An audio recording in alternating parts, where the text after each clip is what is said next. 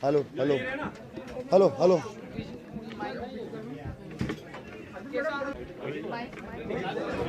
ये चलवा दो। चलो कोई बात नहीं। पहले पूरा के पूरा मामला किस तरीके से हुआ, क्या हुआ, वो पूरा ब्रीफ में दे देता हूँ।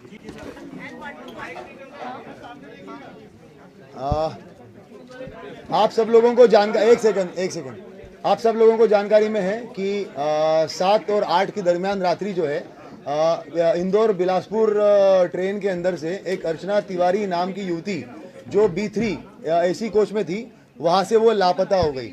जब से मिसिंग रिपोर्ट कायम हुई है उसी दिन से हम लोग जो है वो उस लड़की को ढूंढ रहे हैं, मगर उसके बावजूद जो है लगभग 10 से 11-12 दिन तक हम लोगों को वो ढूंढने के बाद में आज फाइनली नेपाल बॉर्डर से लड़की को बरामद किया गया है। मामला कुछ इस प्रकार है कि अर्चना तिवारी नामक लड़की जो है ये कटनी की रहने वाली है। वहाँ से उसने अपना ग्रेजुएशन कंप्लीट किया हुआ है। वहाँ पर ये जो है वो स्टूडेंट छात्रा, नेता छात्रा वगैरह भी रही हुई है NSUI से। उसके बाद में फिर ये 2 साल तक जो है वो जबलपुर में प्रैक्टिस करती थी एडवोकेट की। उसके बाद इंदौर में ये पिछले 1 साल से एडवोकेट की वकालत कर रही थी। इसी दरमियान जो है इसके परिवार वालों की तरफ से लगातार इसको रिश्ते वगैरह आ रहे थे जिसमें इसको शादी नहीं करनी थी। लगभग 3 से 4-5 शादी के प्रपोजल आने के बाद में कुछ इश्यूज हुए, शादियाँ टूटी या उसको नहीं करना था, उसने ना बोल दिया। एक इंदौर में जो है इसकी दोस्ती हुई सारांश जोगचंद करके है, 26 साल का लड़का है, शुजालपुर का रहने वाला है। ये 1 जनवरी के आसपास में, मतलब 1 जनवरी 2025 के आसपास में उसकी जो है वो उसके साथ में मित्रता हुई है। और ट्रेन में ही, इसी सेम ट्रेन में जो है ये उस दिन जा रहे थे और आमने सामने जो है इनका रिजर्वेशन था, तो आमने सामने बैठे हुए थे। ये वकील थी, किसी चीज़ के बारे में बात कर रही थी। सारांश का भी कुछ जो है वो इशू चल रहा था घर पे, तो उस तरीके से उसने उससे बात करना शुरू किया। उसके बाद में बातें जो है वो और भी जो इसके लीगल इश्यूज थे, इसने अपना ड्रोन कंपनी का एक कुछ प्राइवेट लिमिटेड कंपनी बनाने के लिए ये प्रयास कर रहा था इंदौर में, तो उसके लीगल डॉक्यूमेंट को लेकर इन आपस में बातचीत होना शुरू हो गई और उसके बाद में फिर इनकी लगातार बातें शुरू हो गई। जब ये घटना दिनांक जो 7 तारीख है, उसके पहले इसके माता पिता ने और इसके बड़े ताऊ ने जो है वो एक तहसीलदार पटवारी के साथ में इसका रिश्ता फिक्स कर लिया था। उस टाइम पे परिवार के साथ में इसकी लंबी कहासुनी हुई है। उन्होंने कहा कि अब तुम अपनी पढ़ाई वढ़ाई सब छोड़ दो और तत्काल वापस आ जाओ, तुम शादी करके जो है वो तुम्हें जाना ही है। अब की बार जो है वो तुम मना नहीं करोगी और तुम्हारा जो पढ़ाई लिखाई, वो कौटिल्य एकेडमी में इंदौर में पढ़ाई लिखाई कर रही थी लड़की जो है वो, और साथ में वकालत कर रही थी, तो करियर ख़त्म करके अब तुम्हें सिर्फ जो है वो शादी करनी है। ये इस तरीके की बातें जब घर में चल रही थी तो उसका काफ़ी बहसबाजी हुई है। लड़की का जो है वो पढ़ने का मूड था और साथ साथ में अभी ये वकालत और सिविल जज की तैयारी करने का मूड था। तो इसने अपने इस दोस्त को, जो सारांश इसका दोस्त था, तो इससे बात करी। 6 तारीख को ये हरदा में एक केस के सिलसिले में गई थी, हरदा के आसपास में। वहीं पे ढाबे पे बैठ के एक तेजिंदर करके है, तेजिंदर सिंह और सारांश और लड़की, इन तीनों की बैठ के बात हुई। वहाँ पे इन लोगों ने प्लान किया कि किस तरीके से जो है अगर हम लोग मतलब बेसिकली ये छोड़ के भाग जाना है। तब ये भी बात हुई थी कि भाग जाना है तो अभी भाग जाते हैं, तो इतना सब कुछ करने की ज़रूरत क्या है। मगर उस टाइम पे ये बात हुआ कि ऐसा नहीं, अगर ऐसे करेंगे तो वो पता चल जाएगा। ये जो इंदौर बिलासपुर ट्रेन जा रही है वहाँ पे हम बैठेंगे, चलती ट्रेन में से अगर चले जाएंगे तो बहुत सारी हो सकता है कि मिसिंग पर्सन रिपोर्ट कायम होगा। मिसिंग, क्योंकि वो खुद भी एडवोकेट थी, वो ये जानती थी कि भाई GRP में मामला कायम होगा और वहाँ पर बहुत ज़्यादा ये मिसिंग पर्सन वगैरह जो है वो ऐसे होते रहते हैं, तो हो सकता है कि वो मामला जो है वो ऐसे ही निकल जाए और उसके बाद में हम लोग जो है वो अपनी अलग आइडेंटिटी से अपनी अगली लाइफ स्टार्ट कर, मतलब मैं अपनी अगली लाइफ स्टार्ट कर लूँगी। इस तरीके से इन लोगों ने प्लान बनाया। तेजिंदर जो है ये एक गाड़ी चलाने वाला ड्राइवर था। ये इसके संपर्क में जो है वो पिछले लगभग 3-4 महीने से आया हुआ था। तेजिंदर जो है वो सारांश के थ्रू इसके संपर्क में आया था। ये कहीं पे भी जाती थी, माहेश्वर या बाकी जब जगहों पे, तो ये तेजिंदर के साथ में ही जाती थी, तो तब से इसको जानती थी। ये इटारसी रेलवे स्टेशन के पास में रहता था, तो इनकी बात हुई कि कहाँ पर CCTV कैमरे नहीं है। तो तेजिंदर ने बताया कि इटारसी रेलवे स्टेशन जो है वो मैं बहुत अच्छे से जानता हूँ, वहाँ पर जहाँ पे कैमरे नहीं है वहाँ से मैं इसको लेके चला जाऊँगा। तो ये डिसाइड हुआ कि ये इंदौर से बैठेगी। उसके बाद में फिर जब ये ट्रेन में बैठी है तो इसने सारांश को फ़ोन किया है। कपड़े जो है वो, सारांश शुजालपुर में रहने वाला है सारांश, और इंदौर में अप डाउन करता है। वहाँ से ये कपड़े खरीद के लेके आया उसके। ये एक अपनी XUV 700 XUV गाड़ी से जो है वो बाय रोड वहाँ पे इटारसी तक आया और नर्मदापुरम तक आया। नर्मदापुरम में इसको तेजिंदर मिला, तेजिंदर के साथ में इसने उसको कपड़े दिए। तेजिंदर जो है वो नर्मदापुरम में ट्रेन में बैठा हुआ है। ट्रेन में बैठने के बाद में इसने लड़की को कपड़े दिए। उसके बाद में जो सारांश है ये लड़का पहुंचा इटारसी बाय रोड। उसके बाद लड़की ने जो है वो अंदर ही अंदर कपड़े वपड़े चेंज किए ताकि उसको कोई पहचान ना सके। उसके बाद में ये A2 B3 कोच में ये थी, मगर ये A2 कोच से अलग से बाहर निकली इटारसी में। इटारसी में ऐसे बाहर निकली कि क्योंकि तेजिंदर को पूरा पता था कि कैमरे का सिस्टम कहाँ कहाँ पे है और कहाँ पे नहीं है, तो आउटर एरिया में इसने जो है वो लड़की को उतारा और वहाँ से उसको लेके चला गया। और बाहर जो है वो सारांश वेट कर रहा था। सारांश वेट कर रहा था तो वहाँ पर उसने जो है वो लड़की को लेके जाकर सारांश को दे दिया। लड़की ने अपने मोबाइल और घड़ी जो है वो तेजिंदर को दे दी और बता दिया कि भाई इसको जो है ये आपका बागतवा और मिडघाट वाला जो एरिया है उस तरफ कहीं तो फिकवा देना ताकि ये बात हो जाएगी। तेजिंदर से उसने ये भी बात की थी कि हम लोग 3-4 लड़कों से एक रिपोर्ट लिखवा देंगे कि भाई कोई तो लड़की वड़की जो है वो यहाँ पे गिर गई है करके ऐसा।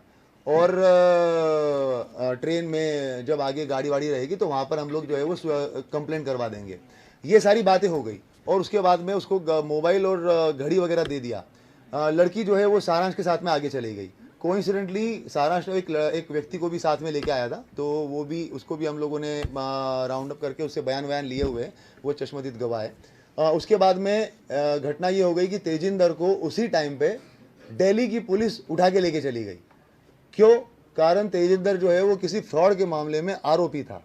तो उसी रात सेम रात को 1 बजे जो है वो ये घटनाक्रम होता है और अगले 1 घंटे में तेजिंदर को पुलिस उठा के लेके चली जाती है। अब जब ये पूरा मामला हमारे पास में आता है, लड़की जानबूझ के सामान पूरा के पूरा सीट पे छोड़ के गई ताकि हम लोग ये सोचे कि लड़की हो ना हो कहीं पे गिरी है, वो कहीं पे भागी नहीं है। अगर भागती तो पूरा सामान लेके जाती। ये पूरा सोच के प्लान करके जो है वो सामान वहीं पर रखा गया था। उसके बाद में जैसा कि उसने सोचा था, जब हमारे पास में मामला आया, सारा डिस्कशन हुआ, बात यही हुई कि भाई सामान जो है वो पूरा के पूरा छोड़ के चली गई है। छोड़ के गई इसका मतलब कहीं ना कहीं गिरी होगी। और मिडघाट और वो वाले एरिया का भी जानबूझ के वो मोबाइल जो है वो उसी एरिया में बंद हुआ था। तो हम लोगों ने वहाँ पर पूरा सर्चिंग ऑपरेशन भी चलाया, पूरे थानों में भी हम लोगों ने बात करी, वो सारी चीज़ें करी। मगर उसी टाइम पे एक चीज़ और, सारांश के साथ में जब बात हुई थी तो स्टार्टिंग में जब जनवरी में उसकी बातें हुई थी तो कॉल पे बात होती थी, मगर उसके बाद में व्हाट्सएप कॉल हुआ था। तो वो उस वजह से जो है उसके साथ में वो बातें जो है वो CDR में डिटेक्ट नहीं हो पाई। हम लोगों ने IPDR निकालने के बाद में उसका नंबर जो जब वापस आया और पता चला कि ये इससे वापस ये बात हो रही थी और ये लड़का छूट गया है पूछताछ करने के लिए, उसके बाद टीम जो है वो उस तक पहुंची है। तेजिंदर को जब हम लोगों ने ये पता किया, तेजिंदर का नंबर मिला और जब हम लोगों ने उसके बारे में डिटेल पता किया तो हम लोग काफ़ी श्योर हो गए थे कि तेजिंदर इस मामले में लिंक्ड है। मगर जैसे ही हमें पता चला कि ये जो है वो चोरी के मामले में दिल्ली पुलिस उठा के लेके गई है, तो हमें फिर स्टार्टिंग में लगा कि हो सकता है कि ये किसी दूसरे मामले में होगा। पर जब सारांश को उठाया गया और सारांश से जब पूछताछ हुई तो उसने बताया कि तेजिंदर, लड़की और इसने सबने मिलकर ये प्लान किया था। लड़की सारांश के साथ गई, शुजालपुर में गई है, वो गाड़ी की गाड़ी में ही रही, कहीं पे बाहर उतरी नहीं। इन लोगों ने इसका चीज़ का ध्यान रखा कि कहीं पे भी टोल नाका नहीं आना चाहिए, क्योंकि पुलिस जो है वो टोल नाके पे भी CCTV कैमरे देखती है और अगर गाड़ी के थ्रू RFID से अगर पैसा कट जाता है तो उससे भी जो है वो डिटेक्ट हो सकता है। तो इन्होंने टोल नाका अवॉइड किया और ऐसे ऐसे रास्ते से गए जहाँ से टोल नाका नहीं हो। शुजालपुर गए, शुजालपुर के बाद में फिर ये ऑर्बिट मॉल के आसपास से कहीं से इन्होंने एक दूसरा मोबाइल खरीदा। और लड़के, जब तक मीडिया में इस चीज़ का काफ़ी हाइप हो गया था तो जितना इनको एक्सपेक्टेशन था कि मामला एकदम सिंपल तरीके से निपट जाएगा, तो वो लगने लग गया कि अब तो ये नहीं होगा, तो इसको मध्य प्रदेश छोड़ के कहीं तो जाना पड़ेगा जहाँ पे अलग भाषा के लोग हैं। तो इन्होंने हैदराबाद चूज़ किया। उसके बाद ये बुरहानपुर गए, बुरहानपुर से इन लोगों ने जो है वो हैदराबाद की बस पकड़ी। हैदराबाद में जाने के बाद में ये 2 दिन 1 रात जो है वो हैदराबाद में रहे। फिर जब मामला और ज़्यादा हाइप पकड़ने लग गया तो जो सारांश है, ये ड्रोन का जो एक नया स्टार्टअप इसने डाला हुआ है और इसका जो क्लाइंट बेस है वो नेपाल में भी कुछ है।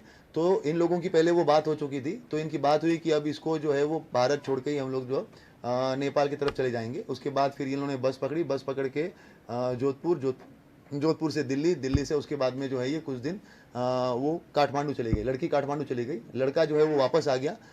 और लड़के ने ये भी किया कि जो इसका मोबाइल था उसको जब मेन टाइम था उस टाइम पे उसने एरोप्लेन मोड पे करके पूरा के पूरा बंद कर लिया। बाकी टाइम में मोबाइल जो है वो अपना वहीं पे रखकर और दूसरी सिम इशू करवा के पिता के नाम पे उस मोबाइल को उसने पूरा टाइम चलाया, क्योंकि जब सारांश का नाम अगर आए तो मोबाइल जो है वो इंदौर में ही दिखे और उसके ऊपर कोई शक ना जाए। और पिता की अलग से, क्योंकि नई सिम थी, वो तो कुछ कहीं पे कुछ कनेक्शन था ही नहीं उस चीज़ का, तो वो सिम जो है वो उसने अपनी अलग से इस्तेमाल करी। काठमांडू छोड़ के ये वापस आ गया। उसके बाद में 3-4 दिन तक रहा, जब पुलिस ने इसको राउंड अप किया हम लोगों ने सारांश को, और उसके बाद में जब चीज़ें निकल के आई तो उसके थ्रू नया नंबर जो था उसका, उससे बात कर और उसको वहाँ से बॉर्डर तक बुलवाया गया, और बॉर्डर पे लाखीमपुर खीरी पुलिस की मदद से हम लोगों ने जो है वो लड़की को बरामद किया। बरामद करके जो है वहाँ से दिल्ली, और दिल्ली से अभी सुबह सुबह फ्लाइट से यहाँ पे लेके आए हैं। अगर के पूछते हैं, हाँ आपको पहले इनका क्वेश्चन का जवाब दे देता हूँ। फिल्म देख के वैसा कुछ नहीं है। लड़की एडवोकेट है, पहले भी छात्र नेता रह चुकी है, सिविल जज की तैयारी कर रही है, काफ़ी कुछ चीज़ें उसको पता है, जीआरपी का काम करने का तरीका, डीएफ का काम करने का तरीका, मिसिंग पर्सन का कितना इंपॉर्टेंस होता है, क्राइम का कितना इंपॉर्टेंस होता है, 363 का कितना इंपॉर्टेंस होता है, ये सारी चीज़ें उसको पता है। तो जो प्लान बना है वो तीनों लोगों ने मिलकर आपस में बना के और उसके बाद में फिर एग्जीक्यूट किया, एक एक करके मैं सभी। हाँ, ये तेजिंदर का सवाल पहले जो है मैं इसका जवाब दे देता हूँ। तेजिंदर जो है ये सारांश जब इंदौर में रहता था लगभग 2021-22 के बीच में, तो आमने सामने रहते थे। उस टाइम पे इन लोगों का कुछ पैसों का लेन देन हुआ था। तेजिंदर ने काफ़ी लोगों से उधारियाँ लेके रखी थी, तो उसमें सारांश से लगभग 2 से 2.5 लाख रुपए लिए हुए थे। तो वो जो पैसों का लेन देन था वो उनका चल रहा था, 2.5 लाख रुपए वो दे नहीं रहा था, तो उसी चीज़ के लिए फिर ये काफ़ी बात होने लग गई, तो ये उसका ड्राइवर बन गया, और उसके बाद में फिर उस चीज़ का कि भाई तुम्हारा जो पैसा दिया हुआ उसी में से कुछ निकाल लो। इस तरीके से वो तेजिंदर जो है वो इन्वॉल्व हुआ उसमें।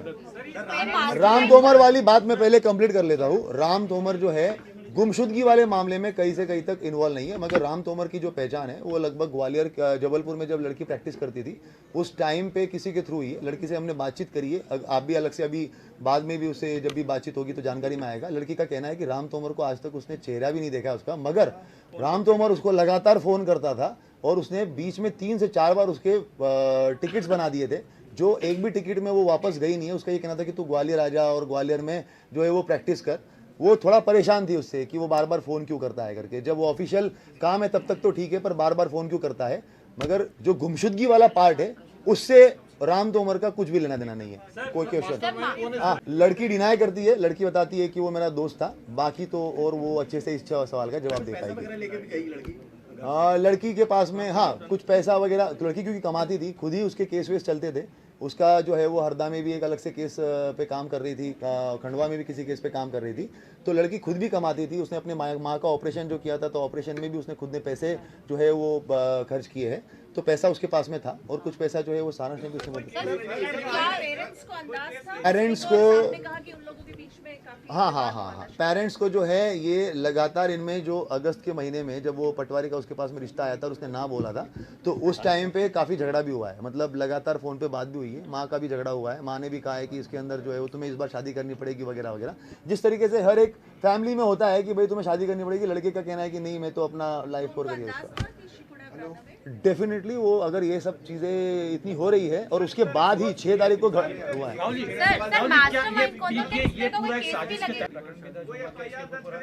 अभी तो क्योंकि मेन जो है वो लड़की ने सोच समझ के अपने पूरे होशो आवाज़ में कंसेंट में ये सारी चीज़ें करी है, तो अभी तो वो मिसिंग पर्सन में ही रहेगा। कोई ऐसा अभी तक बयान नहीं आया हुआ जिसके अंदर कोई क्रिमिनल केस हो। मास्टर में लोगों ने आपस में मिलकर ये प्लान बनाया हुआ है, जिसमें मेन प्लान जो है वो लड़की का है, और बाकी जो वो उस तरीके की चीज़ें हैं कि कहाँ पे हमें सीसीटीवी कैमरे बाईपास करने हैं, रोड्स कहाँ पर निकल के आ जाएंगे, नेपाल में कौन मदद करेगा, वहाँ पे किसकी मदद होगी, तो ये तो बेसिकली तीनों ने मिलकर सवाल ही उठ रहा है कि 3 तो उसके बाद भी कोई अपराध नहीं बन रहा। अभी तक तो कानूनन जो है इसमें कोई ऐसा आपराधिक सेक्शन तो अट्रैक्ट नहीं कर रहा है। इसमें ज़रूर जो है वो हम लोग और भी लीगल ओपिनियन भी ले लेंगे, मगर अभी तक इसमें कोई भी ऐसा अपराध नहीं।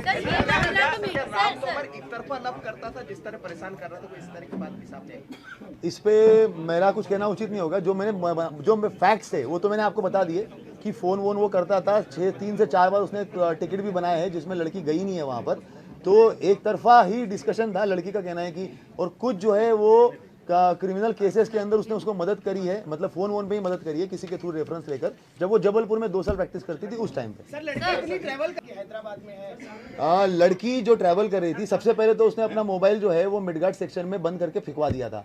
उसके बाद में लड़की ने इस चीज़ का ध्यान रखा था। इवन मतलब जो ये घटनाक्रम हुआ है उसके 7-8 दिन पहले से भी जो है ना, लड़की का 31 जुलाई से लड़की के फ़ोन के अंदर भी जो है वो कुछ लोगों का बात बंद हो गया। BSNL का मोबाइल जो है वो बंद कर दिया, 2 सिम थे, 1 सिम बंद कर दिया।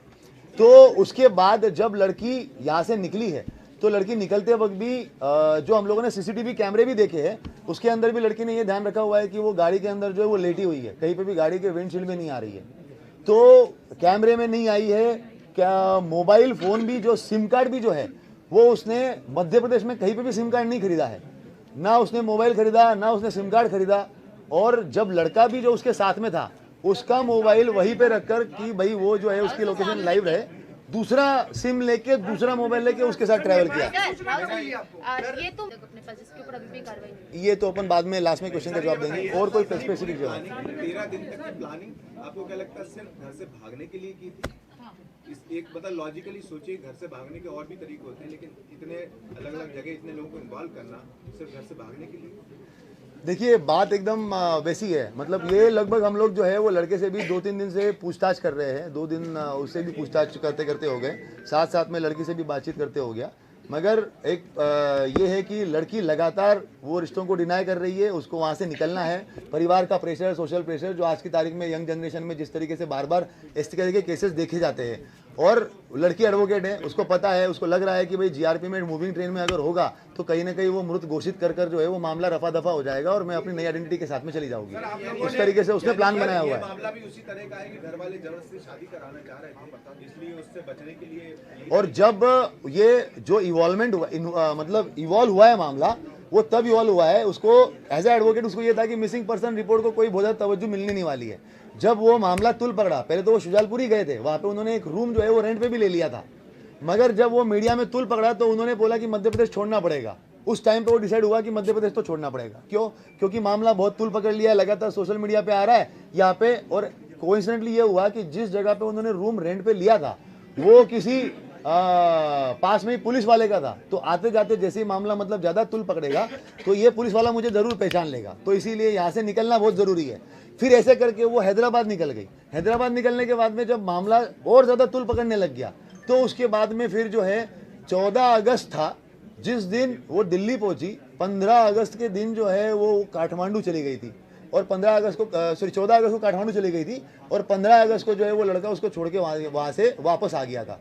तो ये पूरा जो डेवलपमेंट है 7 तारीख से लेके 14 तारीख तक का है, जो बीच बीच में उन्होंने सोचा है कि नहीं अब इतना हाइप हो गया है, अब इतना ये हो गया है, पूरी पुरजोर तरीके से कोशिश की जा रही है, तो हमें तो अब देश ही छोड़ना पड़ेगा। तो उसके बाद में फिर उसने वो कहा नहीं, ये आपराधिक मामले के बारे में एज सच जो है इसमें, क्योंकि उसके साथ में कोई गलत घटना नहीं हुई है, वो खुद ही उसके अंदर मिसिंग पर्सन है, कानूनन उसके अंदर अभी तक तो कोई मामला नहीं बनता। मैंने पहले भी कहा, इसमें हम लोग और विधिक राय भी लेंगे, अगर कुछ सेक्शन बनते भी होंगे तो उसके बारे में सोच लेंगे। मैंने पहले कहा था कि हमारे CCTV फुटेज के लिए टीम लगी थी। लगभग भोपाल से लेकर कटनी तक के सारे CCTV फुटेज हम लोगों ने खंगाले थे, साइबर टीम लगी हुई थी, और साथ साथ में जो मेडघाट और वो सेक्शन में हम लोगों को सर्चिंग करनी थी, उसकी 30 लोगों की एक अलग टीम थी। तो कुल मिला के जो है वो 60-70 लोग हमारे लगातार इस पूरे 10-15 दिन सारांश पे तब शक हुआ। CCTV तो मतलब ये है कि मतलब बता ही नहीं सकते, वो कम से कम 400-500 से ऊपर ही होंगे, क्योंकि हर स्टेशन पे 40-50 है CCTV। सबको निकालना, और सिर्फ स्टेशन नहीं, उनके आउटर एरिया और उनके जो बाहर के कैमरे हैं, मतलब कोई बाहर निकल रहा है तो उसके लिए वो भी कैमरे खंगालना। एक सारांश पे कब शक हुआ, ये एक अच्छा क्वेश्चन है। सारांश का ये था कि जब हम लोगों ने स्टार्टिंग में सबसे पहले जो है वो कोई उसकी डेथ तो नहीं हो गई, ये सब चीज़ों को हम लोगों ने जब रूल आउट कर लिया, तो मैंने बीच में भी एक बार बाइट दी थी कि हम लोग जो है वो उसको ब्रॉडन करेंगे पूरे सर्च के दायरे को। जब हम लोगों ने 6-7 महीने का पूरा चीज़ें खंगाली और उसके अंदर जब देखा कि वो किस किस से बात करती थी, सारांश का 2-3 कॉल बहुत लंबे थे, जबकि वो कॉल तो 2-3 ही थे मगर बहुत लंबे थे। जब उसका फिर हम लोगों ने IPDR निकाला कि ऐसा तो नहीं व्हाट्सएप कॉल से उसने बात करी हो, इसमें हम लोगों ने कटनी पुलिस जो है वो SP कटनी के द्वारा भी एक इनपुट दे दिया था उनके साइबर की तरफ से कि एक ये नंबर आया हुआ है, और वो नंबर हमारे इससे मैच हो रहा था, सारांश से मैच हो रहा था।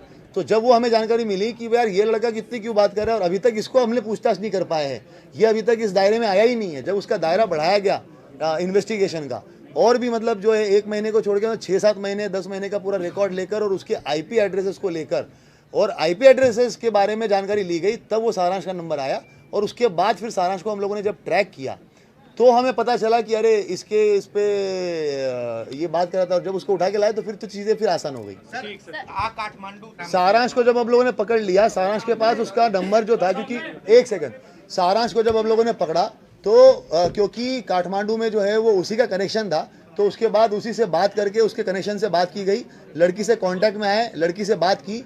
जब ये पूरा एपिसोड चल रहा था, उस दिन ग्वालियर वाला भी उस दिन पूरा के पूरा एपिसोड चल रहा था, उसके 1 दिन पहले से ही उसी टाइम पे हम लोग लड़की के कांटेक्ट में आ चुके थे कि वो काठमांडू में है। तभी मैं इतने स्ट्रांगली बता भी रहा था कि उसका कोई कनेक्शन नहीं है। और वहाँ पर जब हम लोगों ने काठमांडू में बात करी और उसको बात करके फिर बुलवाया, वो सारांश के थ्रू बुलवाया, और उसके बाद में फिर जो है वो तेजिंदर के बारे में हम लोग पहले एक बार इन्वेस्टिगेट, वो तो हमारा ये था कि चौथे या 5वें दिन हम लोग केस क्रैक कर चुके थे। हमें ये लग रहा था कि तेजिंदर ही है जिसके साथ लड़की गई है, मगर जब वो दिल्ली पुलिस आ गई तो तेजिंदर हमारा वापस साइडलाइन हो गया। अगर वो दिल्ली पुलिस उस दिन नहीं आती तो हो सकता था कि हम तीसरे दिन ही उस केस को क्रैक कर लेते तेजिंदर को पकड़कर, मगर वो घटनाक्रम ऐसा ही था जिसकी वजह से हम लोग उससे हटे। पर फिर सारांश के थ्रू वापस तेजिंदर तक जब पहुंचे तो हमारी एक टीम दिल्ली गई, दिल्ली में उसको तिहाड़ जेल के अंदर उसका जो है वो हम लोगों ने वापस अंदर जाके उससे पूछताछ करी, और फिर वापस जो दिल्ली पुलिस से बात करके 4 दिन का उन्होंने रिमांड लिया था, तो उस रिमांड में भी हम लोग वहाँ पर गए और बाकायदा उससे पूछताछ करी, और जब वो फैक्ट्स मिलान किए तो चीज़ें फिर हमें काफ़ी आसान हो गई। इंदौर में जो सीसीटीवी आया था, इंदौर में जिसमें वो एक बार देखना पड़ेगा, एक बार देखना पड़ेगा। परिजनों से बीच में अर्चना ने, जब आप लोगों ने ट्रेस किया, जो कल बातचीत चलेगी, बातचीत की थी या परिजनों को पहले से कुछ अंदाजा? जब हम लोगों ने सारांश को पकड़ लिया था और उसके बाद उस लड़की से बात करके उसको बात करके हम लोग जो है वो बुला रहे थे, तो जब उसने मान लिया कि अब मैं आ जाऊंगी और उसने काठमांडू से धनगढ़ी करके एक जगह है वहाँ तक की फ़्लाइट ले ली, तो उस दौरान में जब वो उसने अपने भाई से बात कर ली थी कि जब मैं आ ही रही हूँ तो अब मैं अपने परिवार वालों को भी बता देती हूँ। उसी टाइम पे वो ग्वालियर वाला इशू चल रहा था, और जब आप सब लोग बोल रहे थे कि परिवार वालों से बात हो गई है, तो वो इसीलिए हुई थी क्योंकि पुलिस तब तक उसको बुला चुकी थी, धनगढ़ी तक वो आ चुकी थी, और अब वो ये था कि अब मैं आ ही रही हूँ तो मैं अपने परिवार से बात कर लेती हूँ, तो उसने अपने परिवार से उससे बात कर लिया। हम ही ने उसको बुलाया था। जब मैं वही तो बता रहा हूँ तुमको कि काठमांडू में जब थी तो सारांश के थ्रू बात हुई है, हमारा आईओ जो है वो उससे कांटेक्ट में आया और उसको बात करवाई है। वो एक सपना नाम का एक अलग कोई इसका आधार कार्ड रखी हुई थी, मगर जब वो काठमांडू और वो बॉर्डर क्रॉस किया है उसने, तो बाय रोड क्रॉस किया है। उसके अंदर ये है कि जब सारांश, 1 सेकंड, सारांश उसके साथ में था, तो सारांश का आईडी दिखाकर ही पूरी की पूरी गाड़ी पास हो गई, उसको आधार कार्ड दिखाने की जरूरत नहीं पड़ी। जब उसको वापस बुलाना था, एक सेकंड, जब उसको वापस बुलाना था तो हम लोगों ने वहाँ पर, वो एम्बेसी में गई, वहाँ पर भी हम लोगों ने बात करी, एम्बेसी के जो लोग थे वहाँ पर, और उसके बाद हम लोगों ने यहाँ से उसका वोटर आईडी जो है वो रिकवर करवाया, उससे बात करके कि उसके हॉस्टल में अलमारी में रखा हुआ है, वोटर आईडी निकाल कर उसका PDF बना के एम्बेसी में भेजा वहाँ पे, और वहाँ से उसका टिकट बनवाकर और फिर धनगढ़ी भेजकर और उसको वापस बुलाया। सारांश ने माना है कि वो अर्चना को जो है युवती उसको प्यार करता था, लव, दोस्ती थी। ये सब जो है वो आप अर्चना से ही क्लियर कर लीजिए, लव प्यार वाला। बाकी अभी तो जो हमारे पास बयान है वो फ्रेंड्स। अपना नाम से आधार कार्ड था, हमारा खाता। उसका एक्चुअली घर का एक नाम और सपना भी है, तो उसने उसी नाम को अडॉप्ट कर लिया कि भाई मेरा नाम जो है वो सपना भी है करके ऐसे। नहीं, आधार कार्ड तो उसका जो है वो इसी नाम से, अर्चना तिवारी का। घर का जो ऐसा होता है ना, हर आदमी का घर के भी एक नाम होता है, निकनेम टाइप का, निकनेम नहीं पर दूसरा नाम, तो उसका घर का एक नाम सपना भी है, तो उसने अपने आप को सपना नाम से ही जो है वो उसने अपने आप को सपना नाम से ही आगे बढ़ा दिया। Thank you very much. अभी जो है वो प्रेस कॉन्फ्रेंस बाद में उसके बयान वगैरह होने हैं, कंप्लीट कर मोस्ट प्रोबेबली 2-3 बजे तक हम लोग उसको परिवारजनों को सुपुर्द कर देंगे उसको। अभी क्या भोपाल में अर्चना है? हाँ, भोपाल में ही है। हाँ,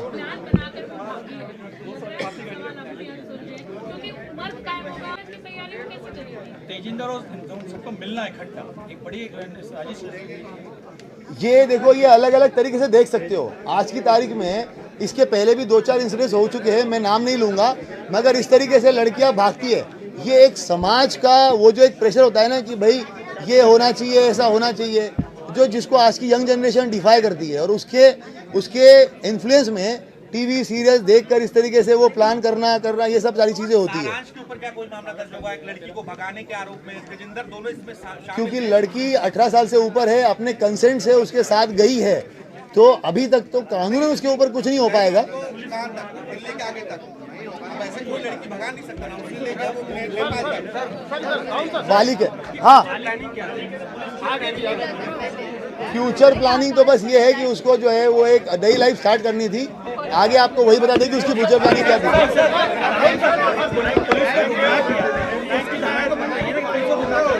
पहले अभी 376 में हजारों गुमराह करते, क्या केस कायम होता है? सर, सर, सर, सर, कोई सवाल? राहुल